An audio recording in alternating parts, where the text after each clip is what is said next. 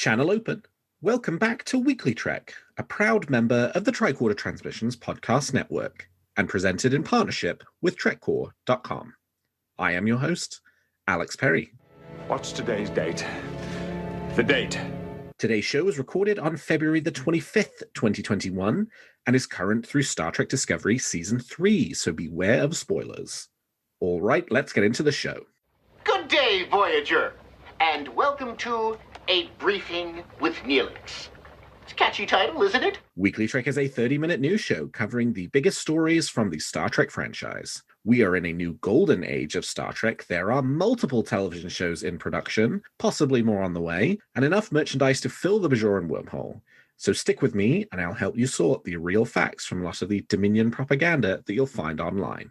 But I can't do this alone. And my guest this week is returning guest, Patrick Escudero. Patrick, welcome back to WeeklyTrek. Thanks, Alex. I'm glad to be back. I'm always excited to talk Trek news with you. All right, Patrick. Well, you know the drill. I want to know something that's got you feeling good about Star Trek at the moment. What's got you moving at Warp 10? I think this is a pretty obvious one, but having 5 Star Trek series, both live action and animation, in active production right now is probably the most insane thing that 10 years ago I would have told you that you're crazy.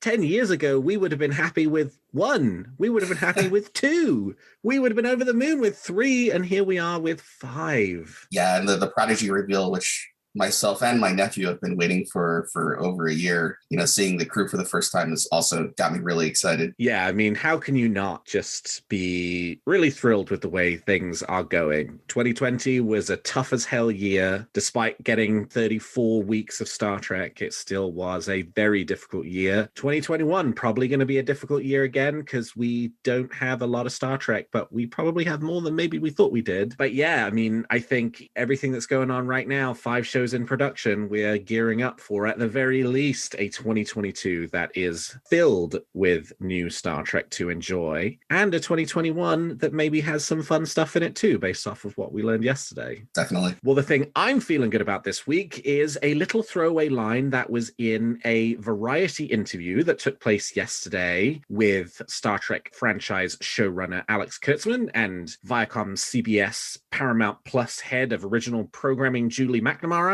Talk about most of the article later on in the episode, but the thing that caught my eye, that got me all aflutter, is the fact that the article says that in addition to Star Trek Prodigy Season 1 and Star Trek Lower Decks Season 2, both of which we already knew were planned for a 2021 release, Star Trek Discovery Season 4 is also intended for a release this year, which is amazing. Obviously, you know, I'm sure there's the distinct possibility that that could change depending on filming slowdowns and just the sheer amount of time that it takes to do post-production for these episodes in a work-from-home COVID-19 environment. But it really is the first time that we have seen a confirmation that Viacom CBS is planning for live action Star Trek to premiere in 2021 and hasn't written the year off for live action Star Trek and said, well, we'll just wait until 2022 for it to launch. My guess is it's probably going to be a late 2021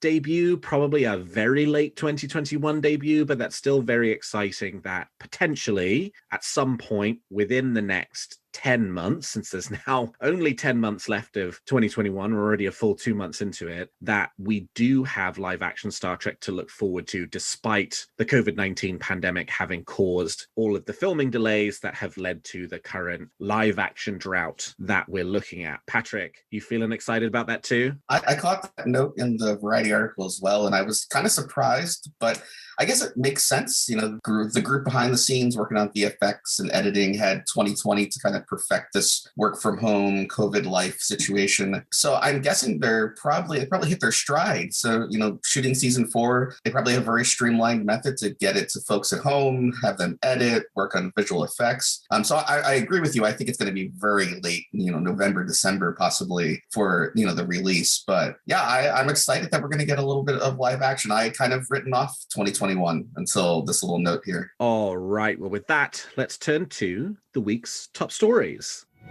There's a war going on, and I'm a reporter. while it was not the announcement extravaganza that some had predicted, and as I had hoped, this week's Viacom CBS Investors event to celebrate the launch of Paramount Plus on March 4th did produce some good Star Trek news, including, perhaps most importantly, our first glimpse at the main characters of the upcoming Star Trek Prodigy. And in a first for the Star Trek franchise, none of the show's main cast will be human characters. And with the possible exception of one of the characters, they all look like they are new aliens to the Star Trek universe. We did not get much more than just the one picture of the main cast. Check out the show notes over at trekcore.com for the article to see the picture of the cast of Star Trek Prodigy. Since this is a podcast, I'm not going to lamely attempt to describe each of the characters. I would say if you haven't seen it already, just go out and find the picture. But what we didn't get was Kate Mulgrew's Janeway. But we did also find out that the release strategy for Prodigy has shifted. Instead of running first on Nickelodeon, as had originally been announced, Star Trek Prodigy will now premiere first on Paramount Plus and then run on Nickelodeon later, ensuring that all Star Trek content remains in one place. No confirmed release date was provided. We were merely told that it would be later this year. Patrick, I'm super interested in your reaction to the main characters of Star Trek Prodigy, but I know you have a young nephew, and I think I'm even more interested to hear what he thought about the main characters of Star Trek Prodigy. Well, I'm excited, first off, and I like the idea that they're going all alien and all new aliens with the possibility of, I guess people are saying Talaxian for the one character potentially, but who knows? And I think that they're using animation, and a few other people have noted this, to its fullest extent, get kids excited, make some kind of crazy looking aliens that draw in the young crowd, which is what, they're going for here. Bring them in with kind of the, some very interesting characters and then introduce them to what Star Trek is. I sent this photo to my nephew. He has a cell phone now, which is the craziest thing. It just makes me feel very, very old. So I actually can text him. So I sent him this photo over text and we had a little chat about it. And he was pretty excited. And in fact, it's kind of funny because I think a lot of us had thought that the crew was going to at least include some human characters. And one of his first questions to me was, I thought it was going to be like human kids, not teenagers that are all alien. And I said, I thought so too. But, I kind of said the same thing to him that, they're using the fact that it's animation and not live action to kind of mix it up and make some very interesting, visually stunning characters. And he's like, oh, yeah, that makes sense. But his next question was, so what are their names? So he's definitely interested, definitely excited. And I think he's going to be kind of chopping at the bit for more information as it comes out. Hopefully, now that we've got this first look, we're going to start seeing some stuff being released, whether it's, the names of the characters, maybe finally a look at Janeway in animated form going down the line. I would have liked to hear an actual release date, even if they just said something like spring 2021 or summer 2021. They were definitely not specific about that. This is the most interesting Star Trek project ever, I think, in my opinion, because it is quite a clear departure, intentionally so, from so much of what has come before. I mean, just the idea of specifically making a Star Trek show for a 21st century audience of children, right? Obviously, you had the animated show in the 70s, but that was created in a very different media ecosystem. And arguably, you could also say, given that that show was sort of envisioned by its creators as being an extension of the original series, that while it was a kid's show because it was on Saturday morning and there was certainly plenty of kids who kind of signed up to it, there was DC Fontana was the, major kind of showrunner effectively for the animated series. And it sort of was in some ways a continuation of the adult Star Trek, which was created for adults. This is the first kind of show that was completely designed to be pitched to children in this very different media ecosystem, right? One in which, when you and I grew up, we had, 4 or 5 channels to watch and our options were far more limited. Now kids today have so many entertainment options. They have spaces that are exclusively walled off to them, right? Like the Netflix Kids and, most of these streaming services have their sort of kids only kind of portion of that service. And so this is just a really, really fascinating project. Yeah, as you say, I mean, maybe one of the characters is a Talaxian, but it's super super unclear. And we also don't have a massive amount of additional details about the setting and how Janeway is involved in this. And it does sort of seem to imply that these alien kids, they sort of take over the ship and they don't really know anything about Starfleet or the Federation. And that will sort of be revealed to them over time. You know, they will learn about it alongside our younger audience who are learning about this stuff for the first time, which I think is a really interesting way of sort of inducting new Star Trek fans into the franchise. But it really is fascinating. I mean, in terms of just like the animation style and everything, I'm very much looking forward to finding out more. One of the articles on the official website, there was some notes on the series that I hadn't seen before. And there was one line in particular that kind of struck me where it said, over the course of their adventures together, they will each be introduced to Starfleet and the ideals it represents. And that's definitely a little bit more than we've gotten with just the lawless kids find a derelict Starfleet ship and, you know, steal it or whatever. Yeah, right. I like that a lot. Like that really gets me even more excited about the series, especially being targeted at children directly. So you've got, you know, quote unquote, these lawless kids that are messing around on a Starfleet ship. But I'm guessing Janeway is going to be that catalyst that helps introduce them to Starfleet ideals, teaches them a little bit about, you know, helping others, helping each other and that kind of stuff. So sure, we're going to get some action adventure, big bombastic kids television show, but it's still going to have that Star Trek theme of a future where, you know, our differences are celebrated and, you know, they don't divide us, which kind of makes me think, and this is almost a little bit of a theory because I have nothing to back it up, but other people have said, you know, is Janeway going to be like a hologram? And it kind of makes me think, is Janeway going to be like the emergency command hologram in the show that, you know, maybe it's not the ship that teaches them the ideals of Starfleet, but this actual, you know, holographic Janeway kind of guiding them in their adventures and teaching them, and who better to teach them about the ideals of the Federation and Starfleet than someone like her. Honestly, like you said, it's a very important series. I know I've seen David Mack, the Star Trek author, and who's also a consultant on this series. He said a bunch of times on social that he considers it the future of Star Trek. And I have to say, I totally agree with that statement. You know, if this is successful, this not only brings like my nephew who's in that 11, 12, 13, tween range, but we're talking younger kids like my niece who's 7. You know, this is something finally that is Star Trek that she'll be able to watch. You know, that isn't too adult for her. So this is the way to get this new generation of kids interested. And I'm excited. I really think that there's a lot of potential here. And I hope they're able to pull it off and have something that kids are really interested in and kind of brings them to other Star Treks in the future. Yeah, I mean, I know that the Prodigy writers and producers would prefer us to focus on the main characters of the show rather than Janeway. But obviously it's difficult for us as older, long-time Star Trek fans not to fixate on the Janeway connection. And I think you are right. I mean, this certainly does seem to imply very strongly to me that Janeway is not going to be like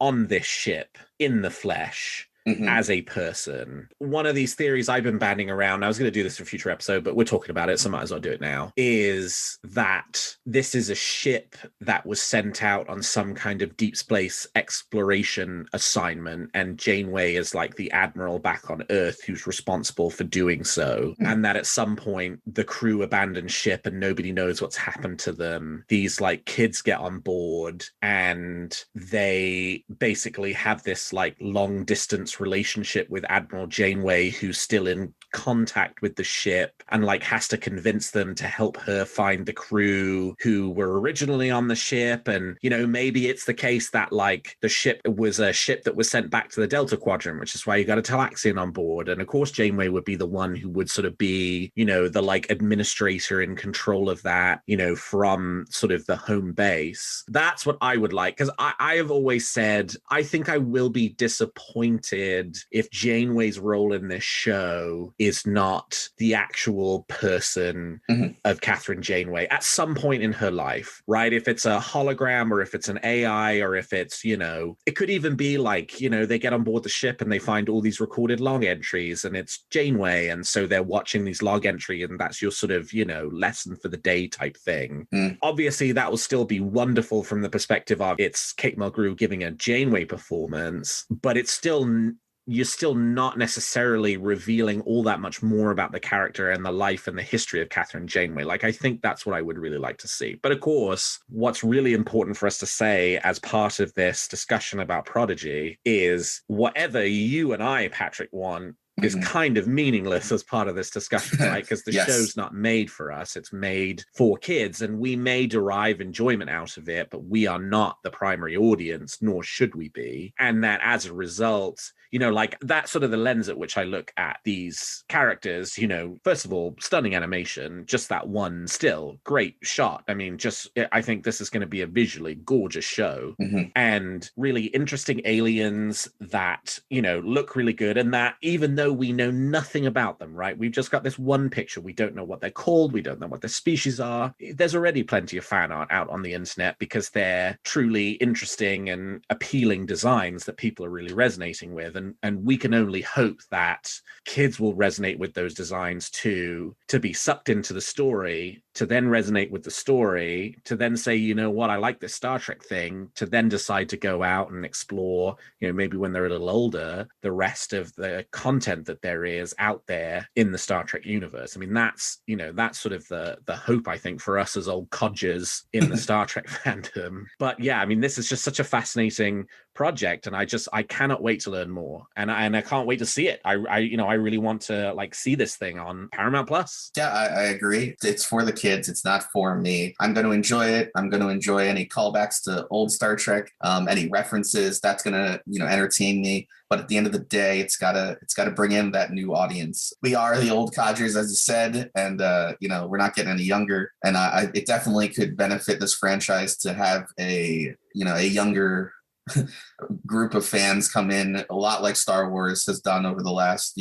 15, 20 years. And again, the animation looks amazing. And I think that's what's going to, draw kids in, like, wow, that's a crazy looking alien. And I want to see more of that. And then take to the idea of Star Trek and Starfleet and the Federation and all that. And in the future, these may be the kids that go back and watch Voyager and say, oh, I remember Janeway from Prodigy. And, that I would love that. That would make my day. Well, in addition to the news on Prodigy, Star Trek franchise showrunner Alex Kurtzman and Paramount Plus head of original programming, Julie McNamara, gave interviews to both Variety and The Hollywood Reporter, in which they discussed briefly the state of other projects in the Star Trek universe. Whether the fate of Section 31 after Michelle Yeoh's exit from Star Trek Discovery late last year, well, Kurtzman says there are still, quote, conversations about that project, as well as other Star Trek shows that have not been announced publicly, but don't expect any of those shows anytime soon. Kurtzman and McNamara indicated that with 5 television projects currently in production, Discovery, Picard, Strange New Worlds, Lower Decks, and Prodigy, there probably won't be a new Star Trek show until one of the existing 5 winds down. It takes upward of 2 years from inception to post-production, Alex Kurtzman said. Yes, we've thought beyond the 5 shows. Yes, we're having conversations about what happens beyond the 5, but we have to make sure we're staying true to the way we've built the first 5.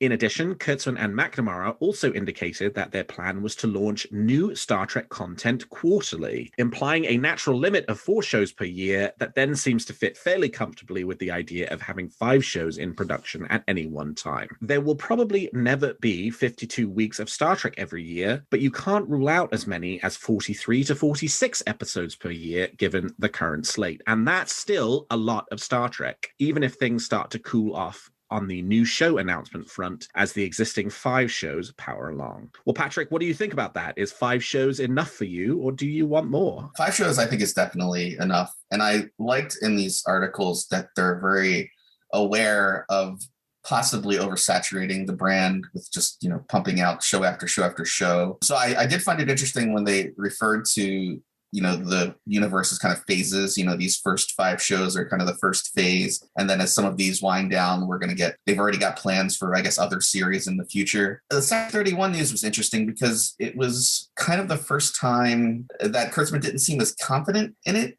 I guess is how I would put it. In the past, when he's mentioned Section 31, it's always, kind of a vague, yep, it's definitely still going on. We're still working on it. This was having discussions. And that was clearly, it clearly seemed like it was going to be part of this first phase of Star Trek series. But I'm guessing that Strange New Worlds kind of turned things on its head and ended up jumping ahead because of the fan support for a Pike series. So, I do feel bad because I know that Erica and Bowie, I believe, from Discovery are kind of the showrunners for Section 31. I hope it still happens. Maybe it's just a few years down the line when Discovery ends It picks back up with, the Section 31. That seems like it could be a possibility. So yeah, 5 is definitely enough. And there are different forms of Star Trek in each of those. You've got your comedy and Lower Decks. You've got your, kid-focused, family-focused Prodigy coming. You got your action adventure, Discovery. Picard is more of an adult drama type thing. I love that we're getting a little bit of everything from our favorite franchise, and it's definitely enough to keep me going for, even if it's, 40 weeks a year or so. Yeah, I mean, I think the clear implication here is that Section 31 is not months away, it's years away from really moving at all. I mean, because really, if we're moving to one in, one out, it's not like an animated show winding down necessarily means that a live action show winds up.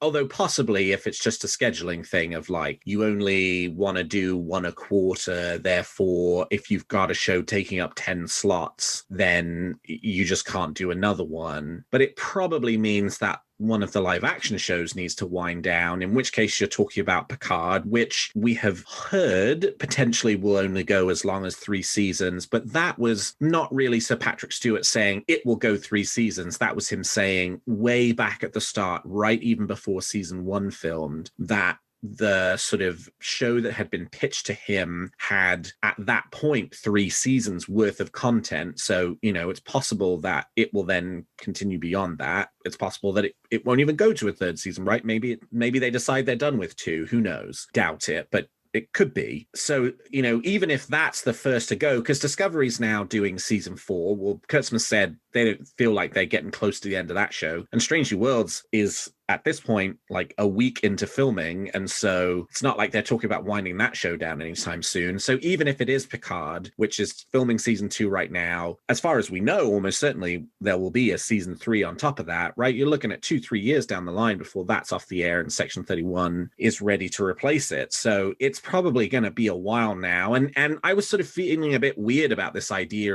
of, they kept saying we want to do Star Trek as close to year round as possible, but we don't want them to overlap. Well, then you've only got 52 weeks in the year, and unless you're starting to put 2 years between every season, which seems dumb, then you're going to hit a natural growth limit where you just can't do any more shows and fill a year. And like at 5, we sort of have gotten there. And honestly, I'm okay with that, because Picard, I think I would be comfortable if Picard runs only 3 seasons. I don't necessarily think that's a show that's got to run for like 10 years. But Discovery, Strange New Worlds, Lower Decks, we know nothing about Prodigy at this point, so we'll set that aside. But those 3 shows, I mean, I'd be comfortable with each of those shows running for 7 seasons if they wanted to. I don't feel any particular need for any of them to hurry up off the stage to usher in an additional show. So I guess we'll just have to see what happens. Yeah, I totally agree. And I'm with you. I think Picard might be the most likely to only last, maybe 3 seasons. And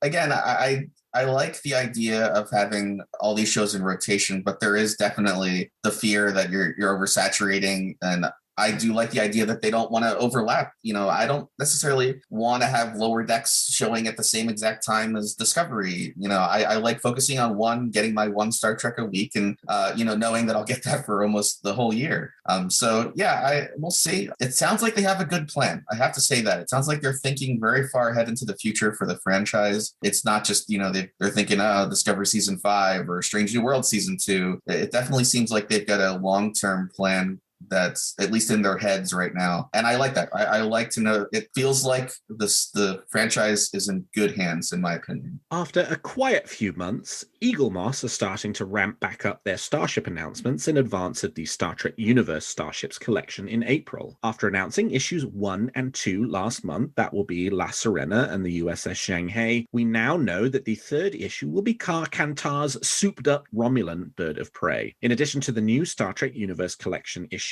Eaglemoss have also announced they'll be releasing an XL version of La Sirena in May. The XL version will be 11 inches, whereas the April release of the Star Trek Universe-sized La Sirena will be 9 inches. I'll leave it to fans to decide which of these to get. It seems a bit weird to me the company is releasing 2 La Sirenas 1 month apart, and that are only 2 inches different in size, but what do I know? Sometimes 2 inches makes all the difference. Patrick, are there any ships from Star Trek Picard that you think you'll be picking up when Eaglemoss inevitably makes them? Well, I have scaled back a bit of my Eagle Moss collecting, which kind of got out of hand for a while. I was subscribed to the Discovery collection, which is going away in favor of just this whole Star Trek Universe collection, which is going to include ships from all this new series going forward. I definitely want the La Serena, probably the XL version. I don't know if I'm going to subscribe to the regular sized ship collection. I'll probably just pick out one or two here and there. I do find it a little odd that they're releasing the XL and the regular size so close together. I'd have to go back and look to see if they've done something like that before, but in the past, it always seems like the XL version comes out maybe a year later, maybe 2 years later. And what I've liked about Discovery, and I'm assuming it will carry over with these other new shows, is Eagle Moss is able to get their hands on the actual digital files of these ships. So they end up being probably the most detailed that Eagle Moss has released between Discovery and then now ships from Picard. Hopefully there's a lower decks, set on the way. But yeah, I will definitely be picking up a few. Probably not going to subscribe again like I did with Discovery and get, one ship every month. It's a little expensive to do that. But they are very detailed, very solidly built. And outside of these stands, which can sometimes be a pain in the butt, the ships themselves are excellent, especially from the new series. They really have a lot of detail. And lastly, this week, we're returning to talking about books. More new book announcements dropped after Thad Haight and I recorded last week's episode. So in addition to new novels for Discovery, the original series, and The Next Generation that we discussed last week, we now know there is a Star Trek Picard book following behind that, and got more information about the mysterious trilogy of novels that Thad and I were speculating feverishly about last week. First, Star Trek Picard Rogue Elements by John Jackson Miller is scheduled to be released in August, will help fill in the backstory for Cristobal Rios. The novel will follow Rios between resigning from Starfleet and before meeting up with Picard, and will see him traveling to a piece of the action itself. And then the September, October, and November books will be Star Trek Coda. This was the C trilogy we were talking about last week. A new trilogy written by David Mack, James Swallow, and Dayton Ward. The authors have teased a little about the trilogy, indicating that yes, as we speculated last week, this is set in the Star Trek literary continuity, and they've been working on it for a couple of years. And though they didn't say it, the trilogy title is Coda, and the individual novel titles are Moments Asunder, The Ashes of Tomorrow, and Oblivion's Gate, which heavily implies to me this will be a big wrap-up trilogy for that set of stories as the books transition over to the publishing stories that matches with the new television continuity. Interestingly, when we talked about it last week, we said they were tagged as Star Trek The Next Generation novels. Turns out they're not tagged as anything novels, they're just Star Trek, so presumably this will cover the whole range of literary series that we've seen over the last 2 decades. I, for one, am really excited for this trilogy and hope it will bring a satisfying conclusion to 2 decades of storytelling across probably, at this point, 100 Star Trek books. Patrick, do any of these book announcements pique your interest? Both of them, definitely. Rogue Elements with Rios, I've enjoyed. I've only read The Last Best Hope from, I guess, February 2020, which was another Picard tie-in. That was excellent. I love getting backstory on some of these characters. With season 1 of Picard, everything, we met the characters briefly and they jumped right into the adventure, and we only got bits and pieces of each of their backstories. So I even though these aren't officially canon, I like getting these, more information on these characters, having some adventures with, just focusing on Rios in this one, for example. And also John Jackson Miller wrote The Enterprise War, the Pike novel about Discovery era, where it was during Discovery season 1, and I loved that novel, so I definitely am eager to check this out. He did mention on social media that he's kind of calling this a summer read, designed to be what you would call a summer read, so I'm taking that to mean it's going to be fun, and kind of based on the description, there's definitely going to be some planet hopping and some exotic locations, so it sounds like it's going to be a fun book to read on a August day on the beach, assuming people can travel in August 2021. As for Star Trek Coda, I am far behind on these novels. I've only read a few of this that's within this large group of novels. Most recently, I read Available Light. I started working on Collateral Damage, but I'm definitely going to give these a go. I like those other stories that are in this universe. Obviously, it's kind of been overtaken by the Picard kind of rewrites for the show. So I like that they're getting an opportunity to and I'm assuming it's going to be the end of these kind of post TNG novels. But it's great that they're getting the opportunity to wrap it up, hopefully in kind of a big story. And the fact that they appear to be collaborating on all three of the books together sounds like that's exactly what it's going to be. So I'll definitely give them a read. Yeah, and this is something that Disney did not afford to the old expanded universe continuity under Star Wars, right? When Disney bought Lucasfilm, they basically said all of the previous books were decanonized, and they had sort of had kind of semi-canon status in the sort of Star Wars universe at that point, and then they started publishing new books that were in line with their kind of continuation of that story beyond Return of the Jedi and everything else they've done in between. And so those books sort of just stopped. I mean, they frankly had sort of played themselves out by that point. They'd gone so far into the future and they'd done so many things all over and over and over again. But it's really exciting that for the Star Trek literary continuity, it's going to have a beginning. That's Avatar Book 1, the first Star Trek Deep Space Nine relaunch novel, which picks up a couple of months after What You Leave Behind, the Deep Space Nine finale. And then, assuming we're correct, that Star Trek Coda is an end to something, will theoretically run all the way through Star Trek Coda. And so you can read all these books and get yourself, ideally, hopefully, depending on if they stick the landing, a good, satisfying story that sits independently from the television universe. And then at the same time, continue to get all these fabulous novels that they've been writing that sort of inform and provide additional backstory for the show, which I think is a really nice way of approaching doing the novels, because they deepen your appreciation for the show while also giving you more of these characters, but in a way that isn't necessarily going to be something that the show immediately comes in and stomps all over so that you're just reading tie-in materials. It's a clever way to do it, I think. Agreed. Well, we've talked about the facts, and now let's speculate on what's going to happen in the future of Star Trek. You make some very good points, Captain. But it's still all speculation and theory. So each week, I and my guest give you a wish or theory we're nurturing about any of the shows or the future of the franchise. So Patrick, let's hear your theory or wish for this week. My theory for this week is related to the Paramount Plus marketing campaign that's been full bore for the last month or two at least. Even after the switch over from CBS All Access to Paramount Plus on March 4th, I believe the ads are going to continue. And I'm kind of predicting that on the launch date, maybe shortly after, that we're going to get a Prodigy trailer and possibly, and this is a long bet here, possibly a Lower Decks or Discovery Season 4 teaser. I know it's early for those types of things. Maybe not the Prodigy trailer, but the other two. But Star Trek is the flagship product. They've been featured in these ads time and again. Sir Patrick Stewart narrated all the Mountain ads and appeared in the last one. So we know it's important to them, and I would not be surprised if we see a Prodigy trailer during the big, March 4th unveiling, and at least a little hint of something from Lower Decks or Discovery Season 4. I mean, they have been shooting Season 4 of Discovery since November, so they definitely have some footage that's somewhere. Yeah, and I guess let's put the theories together, because mine is sort of about what happens next too.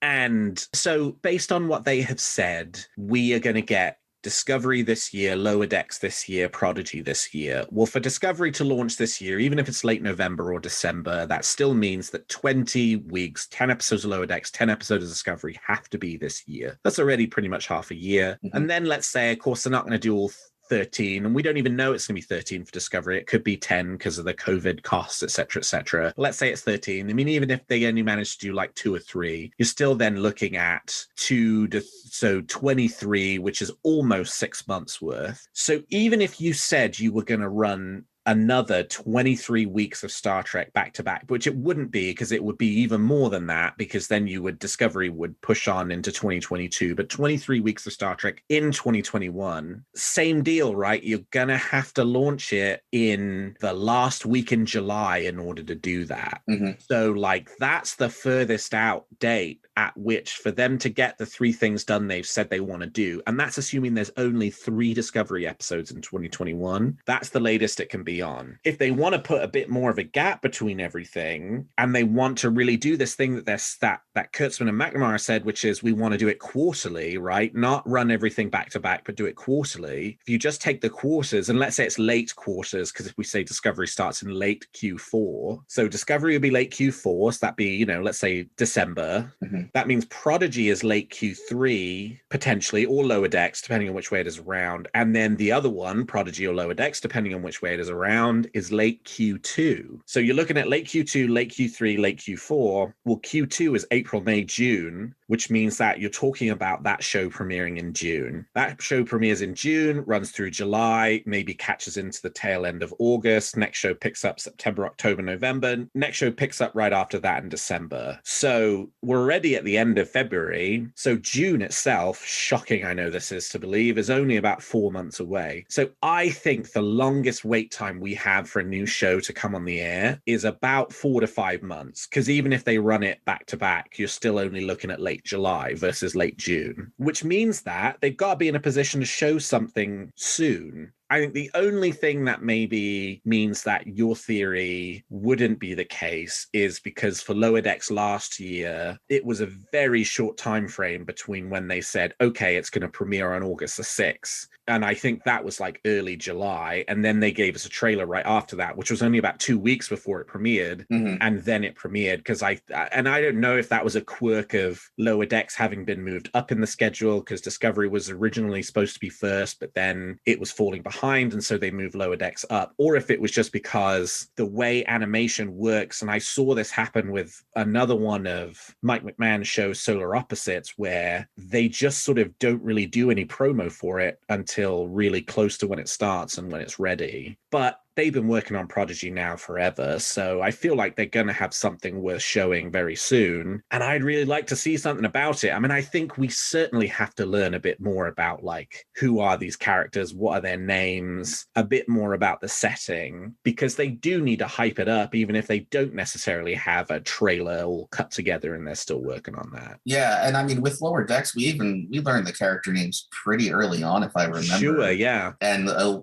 little bit about each character. So I'm surprised, honestly, that we didn't get the Prodigy crew names with the investor thing yesterday, but maybe that's why my theory is March 4th with the grand unveiling at Paramount Plus might be where they start hyping up Prodigy even more. Maybe a trailer, but at the very least, some more information trickling out, as they get closer to the date of release.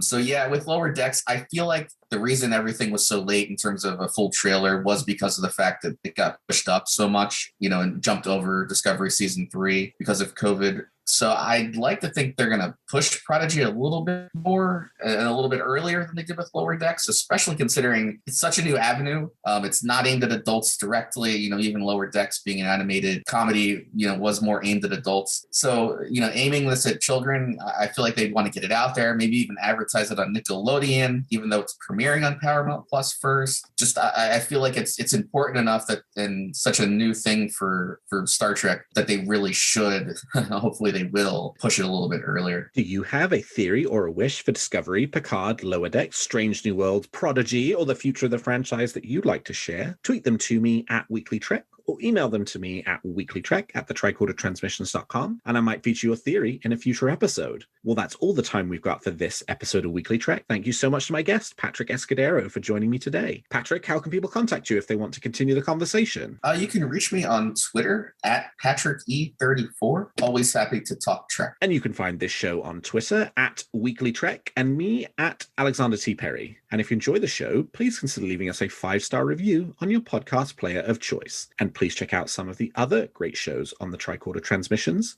And if you like our shows, please also consider becoming a Patreon of Tricorder, which you can find at patreon.com/the Tricorder Transmissions. And lastly, if you're looking for Star Trek news on the internet, I hope you will turn to trekcore.com. Well, thank you, Patrick. Thank you to all of my listeners. And until next week, live long and prosper.